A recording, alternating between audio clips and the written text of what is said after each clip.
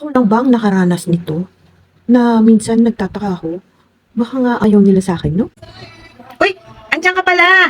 Uy, huwag ka munang mag-skip ha, kasi meron akong importanteng sasabihin sa iyo. 2, 3, 4, minsan 0 pa nga eh. Di ba nakakalungkot pag yung laging nakikita mo na parang akala mo wala yatang may gusto sa post mo. Kaya naman tuloy minsan nag-overthink ka. Minsan nasasabi mo, siguro kaya hindi sila nagla-like kasi naiinggit sila. O di kaya ayaw nila sa'yo dahil intimidating ka. Naman, napapahusga ka tuloy. Ano ba to? Minsan ako si Mete, may pagkamarites din eh.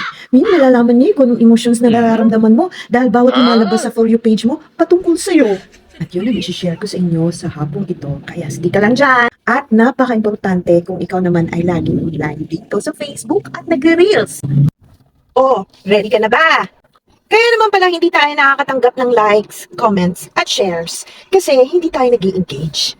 Ano ba talaga ang tamang pag-engage? Ang tamang pag-engage guys ay yung pag-like, comment, at share. Pero take note, depende sa post.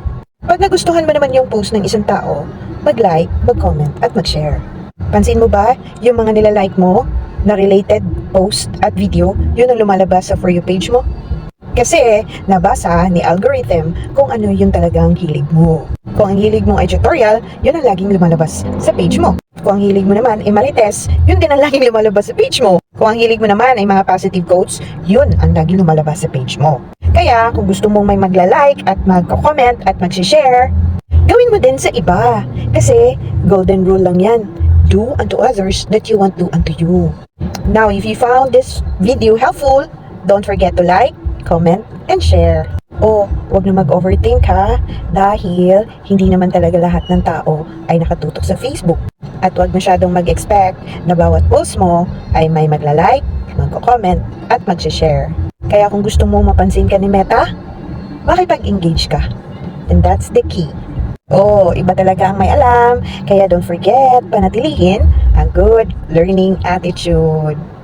Alis na ako.